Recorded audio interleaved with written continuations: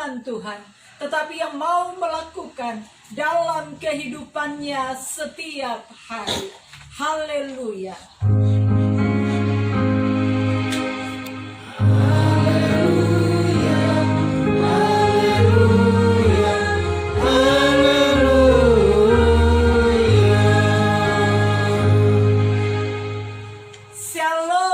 Shalom.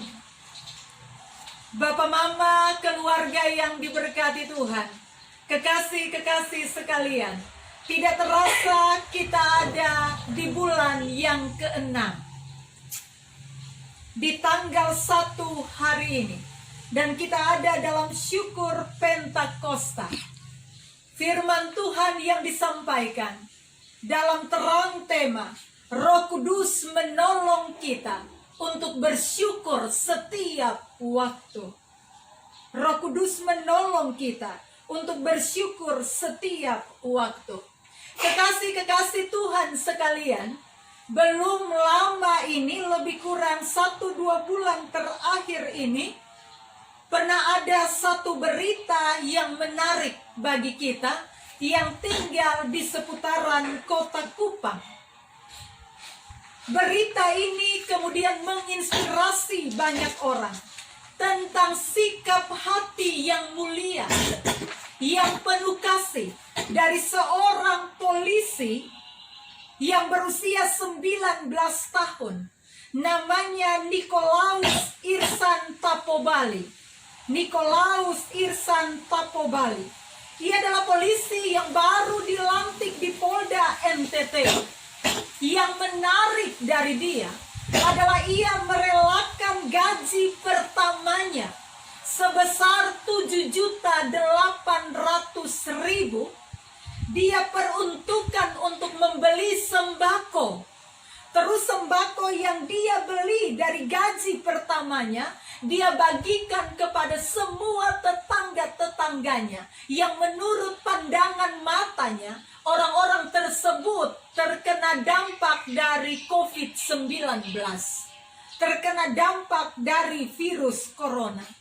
Aksinya ini dinilai cukup berani. Aksinya dinilai penuh kasih. Dan mendapat pujian, acungan jempol dari banyak masyarakat Kota Kupang, bahkan NTT. Sampai-sampai Bapak Kapolda NTT dan Bapak Wakapolda NTT mengundang Nikolaus Irsan Tapobali untuk makan pagi di rumah jabatan Kapolda. Ketika ia ada di rumah jabatan Kapolda, ia kemudian diwawancarai.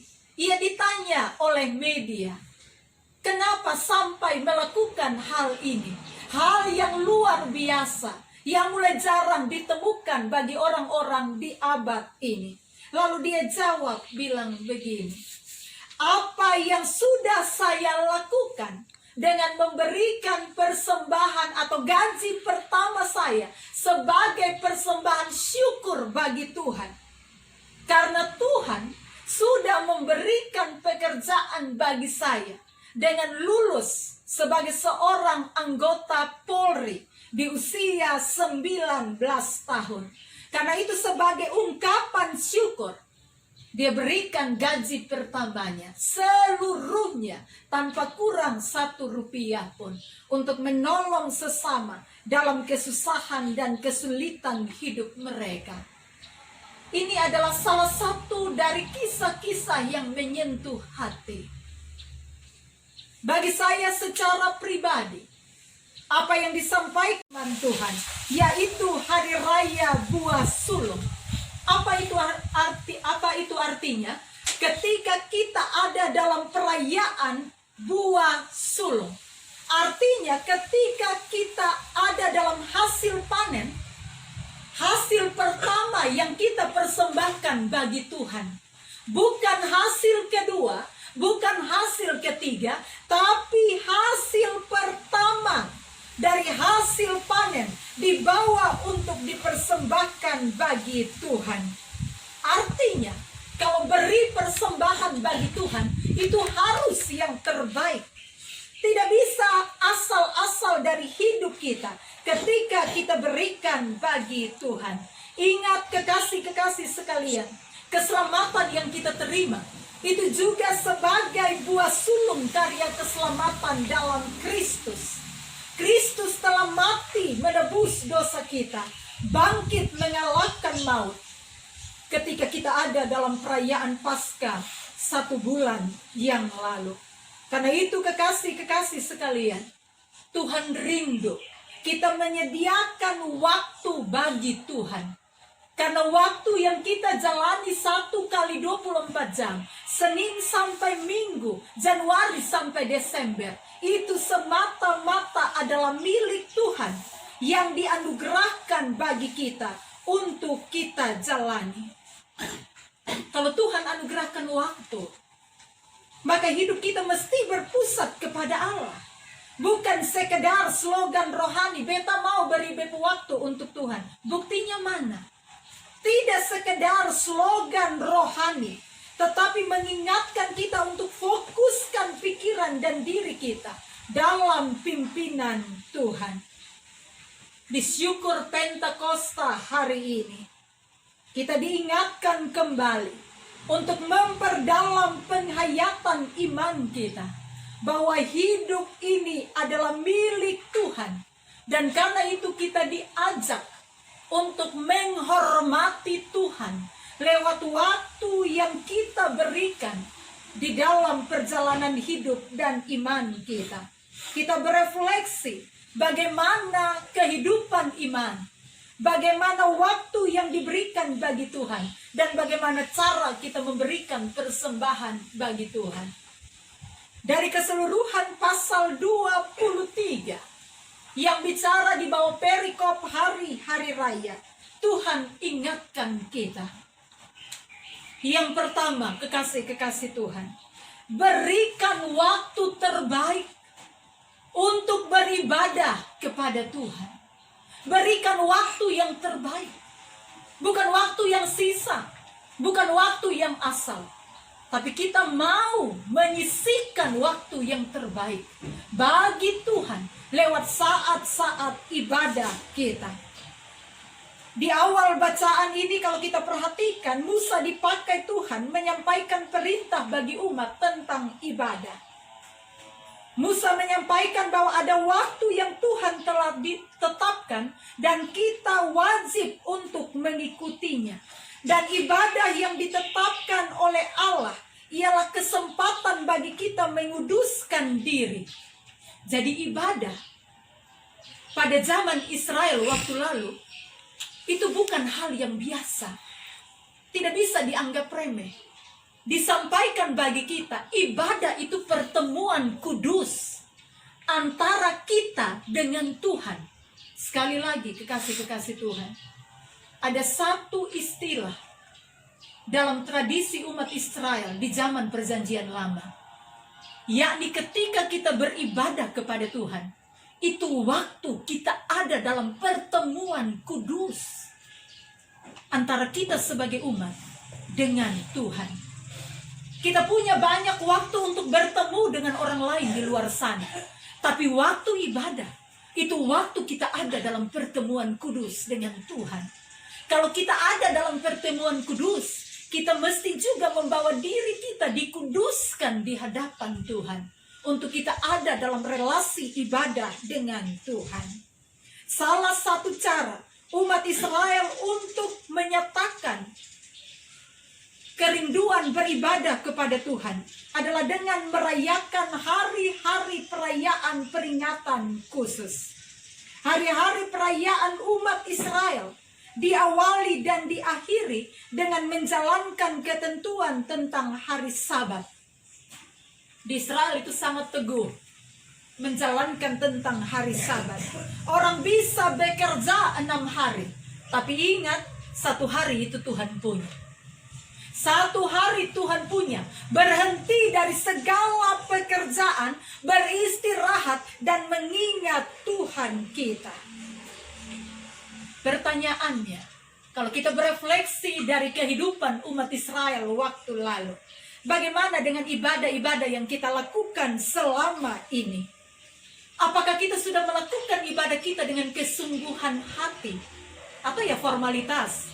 Ya sudah, lonceng gereja berbunyi, hari ini ada syukur Pentakosta, hari Minggu ketong semua mesti ibadah di tengah-tengah situasi virus corona, mesti ibadah di rumah. Kita tidak melakukan ibadah dengan sepenuh hati untuk ada dalam pertemuan kudus dengan Tuhan, tetapi kita melakukan dengan asal-asal, bahkan menganggap remeh. Ini mesti diubah, ini mesti dibongkar, ini mesti dibalikan dari pola kita beribadah.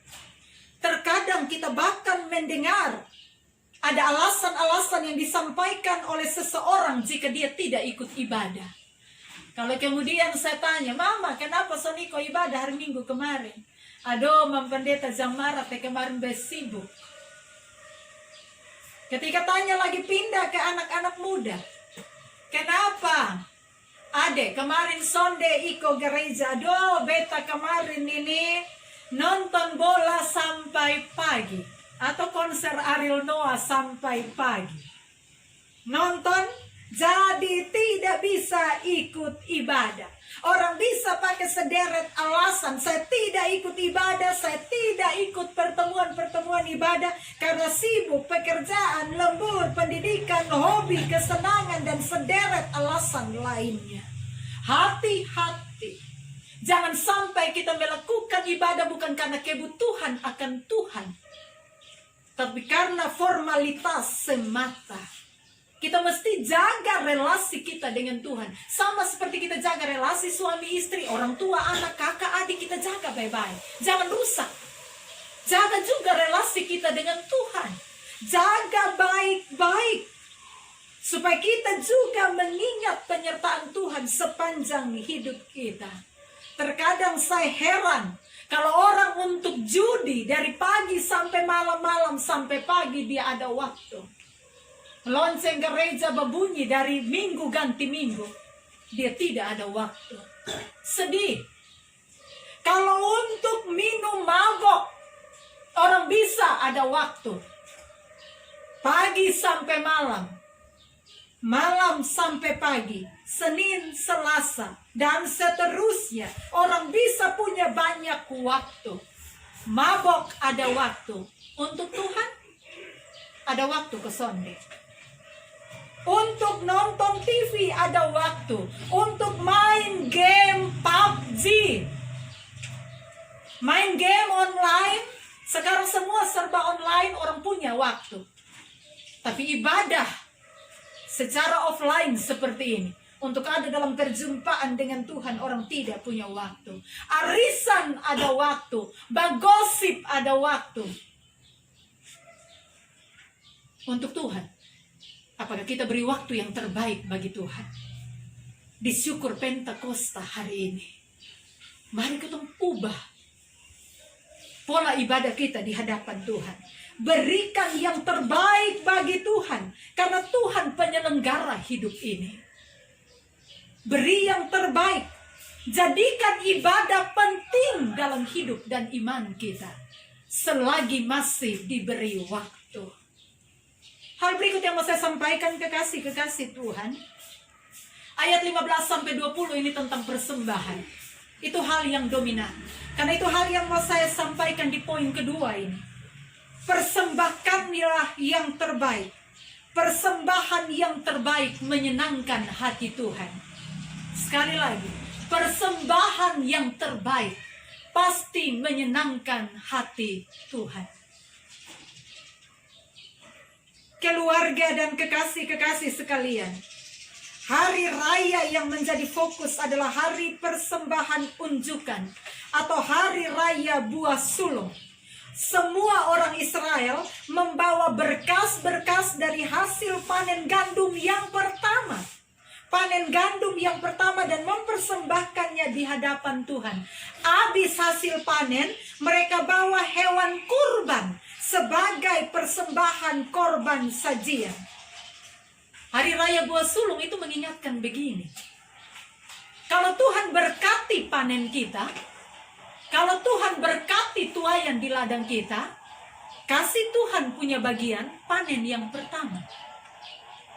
Kadang ketong lupa, panen yang pertama untuk ketong panen yang kedua untuk si A, panen yang ketiga untuk si B, yang kelima baru lupa kasih di Tuhan pembagian. Kita mesti balik. Persembahan dari panen pertama mesti menjadi persembahan buah sulung dari setiap apa yang kita kerjakan. Amsal 3 ayat 9 sampai 10. Ketika kita mempersembahkan yang terbaik bagi Tuhan, Tuhan sanggup menyediakan segala kebutuhan kita. Amin. Asalkan kita belajar beri yang terbaik bagi Tuhan. Belajar untuk mempersembahkan yang terbaik bagi Tuhan. Karena apa? Tuhan juga memberikan yang terbaik bagi kita. Kekasih-kekasih sekalian, apa arti persembahan sulung menurut kitab Imamat? Persembahan sulung itu hasil terbaik dari ladang selama 1 tahun. Persembahan terbaik itu hasil terbaik selama 1 tahun dari hasil panen. Itu haruslah menjadi persembahan yang kudus yang menyenangkan hati Tuhan. Ayat 20. Kalau kita adalah sebagai karyawan, kita tidak mengusahakan ladang, kita juga wajib memberikan persembahan terbaik bagi Tuhan. Kalau kita adalah seorang wirausaha, kita wajib juga memberikan yang terbaik dari hasil usaha kita.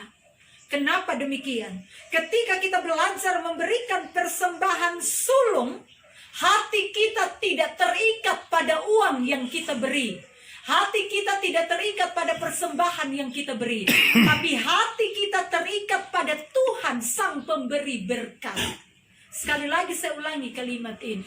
Ketika kita memberikan persembahan yang terbaik bagi Tuhan, hati dan pikiran kita tidak fokus pada uang yang kita beri, pada hasil panen yang kita beri, tapi kita sementara belajar mengikatkan hati pada Tuhan Sang Pemberi berkat. Itu yang paling penting. Karena Lukas 12 ayat 34 katakan, di mana harta kita berada, di situ hati kita berada.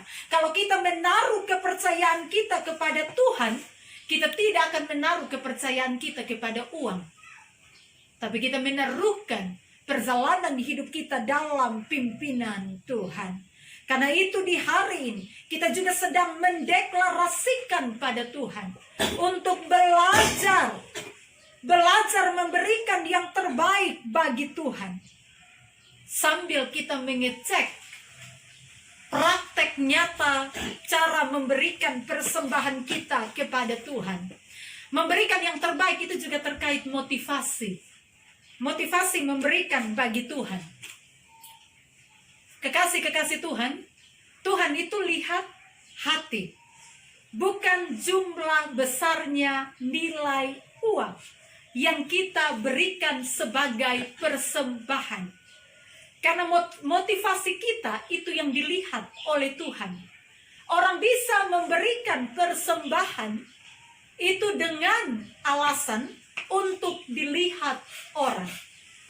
Tetapi ada orang yang benar-benar dengan motivasi yang benar, saya berikan ini bagi Tuhan karena saya sudah merasakan banyak berkat yang Tuhan alirkan dalam perjalanan hidup.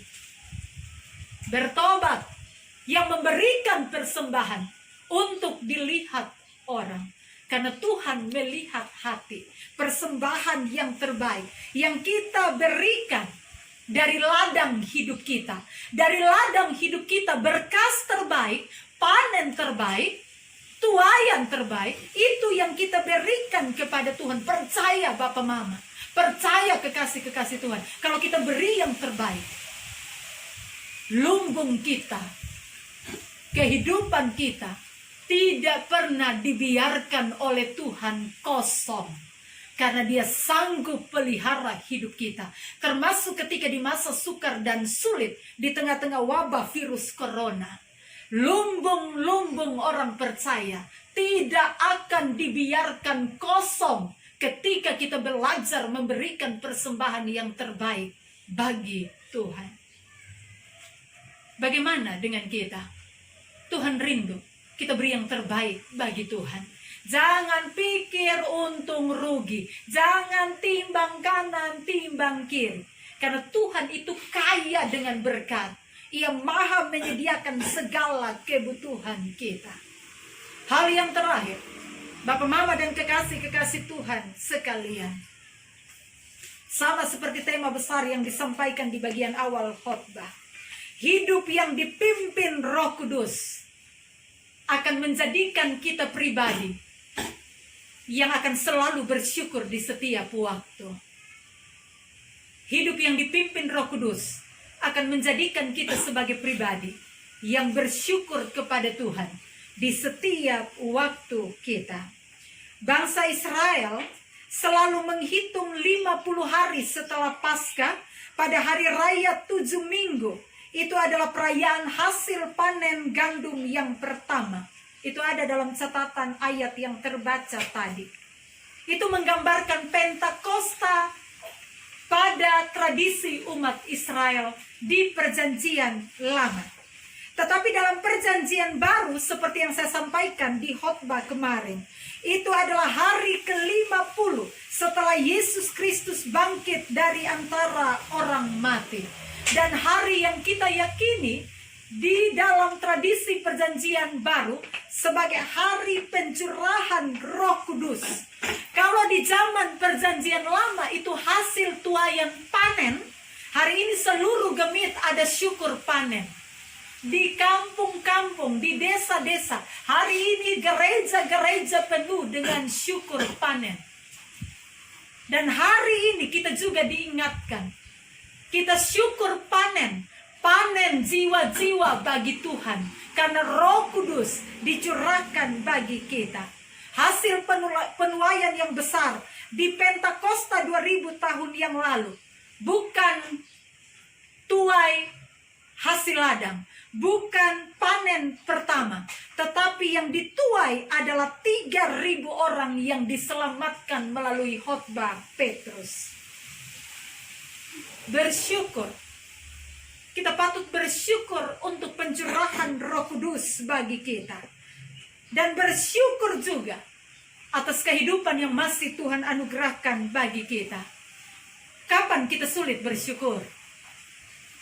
Kadang kita sulit bersyukur kepada Tuhan saat ada masalah. Kita sulit bersyukur ketika ada pergumulan.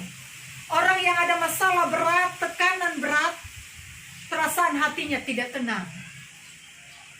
Dia gelisah, dia cemas, dia takut hadapi hari esok. Tetapi apapun bentuk pengalaman kesukaran yang dialami, kesulitan yang dialami, kekasih-kekasih Tuhan, tetap bersyukur kepada Tuhan. Tetap bersyukur kepada Tuhan. Tetap bersyukur kepada Tuhan apapun kondisinya. Kondisi baik bersyukur, kondisi sedih baik bersyukur, kondisi sakit bersyukur, kondisi sehat bersyukur, kondisi gagal bersyukur, kondisi berhasil bersyukur, kondisi tertawa bersyukur, kondisi menangis bersyukur. Karena Tuhan tetap baik dalam perjalanan hidup kita. Ia adalah Allah yang terus menyertai hidup kita. Kemarin Tuhan pimpin, hari ini Tuhan pimpin hidup kita, besok pun Tuhan pimpin hidup kita. Asalkan kita bersyukur kepada Tuhan di setiap waktu hidup kita. Terkadang di saat kita merasakan ada tekanan, beban, pergumulan hidup yang hebat, kita sulit bilang terima kasih Tuhan. Tapi di syukur Pentakosta, mari berjuang sekuat tenaga. Minta tuntunan Roh Kudus. Saya mau bersyukur kepada Tuhan, sekalipun saya sementara pikul yang berat. Saya akan tetap bersyukur kepada Tuhan. Saya tidak akan hilang sukacita. Karena yang Tuhan kehendaki, bersyukur bukan hanya di satu kondisi, tapi segala kondisi hidup kita. Ingat nats pembimbing kita tadi, 1 Tesalonika 5 ayat 18. Mengucap syukurlah dalam segala hal, sebab itulah yang dikehendaki Allah di dalam Kristus Yesus bagi kamu. Adakah yang sulit bilang terima kasih Tuhan? Terima kasih juga untuk kebaikan, tapi terima kasih juga untuk ketidakbaikan yang dialami. Hanya itu sudah. Biasa kita ini lain model. Kalau semua bye-bye, semua positif, semua tertawa, nah itu mulut penuh puji Tuhan. Tapi kalau situasi terbalik, sakit, gagal, susah, pergumulan, orang susah untuk bilang, puji Tuhan. Apa susahnya? Mengungkapkan syukur bagi Tuhan. Kalau kita buka hati kita, Roh Kudus ada dalam hati kita. Roh Kudus menolong kita untuk bersyukur di setiap waktu. Kita bisa bersyukur bukan karena kemampuan kita. Kita bisa bersyukur kepada Tuhan bukan karena kehebatan kita. Kita bersyukur karena kita membuka hati kita, dipimpin oleh Roh Kudus, Roh penolong yang akan membuat kita memandang kepada Tuhan dalam kebesaran kasih-Nya. Allah hadir melalui Roh-Nya yang kudus di setiap musim hidup kita. Menutup khotbah ini saya sampaikan satu kalimat. Menutup khotbah ini. Walaupun keadaan kita terbatas, tapi ketahuilah Tuhan Yesus tidak terbatas dalam menolong kita. Sekali lagi, walaupun keadaan kita terbatas, kondisi kita terbatas karena berbagai hal, tapi ingat, Tuhan kita tidak terbatas karena Ia sanggup menolong kita. Roh Kudus dicurahkan untuk kita. Roh Kudus menolong kita untuk memandang kehidupan dengan penuh iman dan menjadikan kita sebagai pribadi yang tetap bersyukur di setiap waktu. Pertanyaan reflektifnya, sudahkah kita mengucap syukur di hari ini? Sudahkah kita mengucap syukur hari ini? Ketika bangun pagi, buka mata, sudahkah kita mengucap syukur? Karena Tuhan masih menyertai hidup kita. Teruslah bersyukur di setiap musim hidup kita. Selamat memberikan persembahan yang terbaik, waktu yang terbaik melalui ibadah. Dan selamat dipimpin Roh Kudus untuk mengucap syukur di setiap waktu hidup kita. Amin.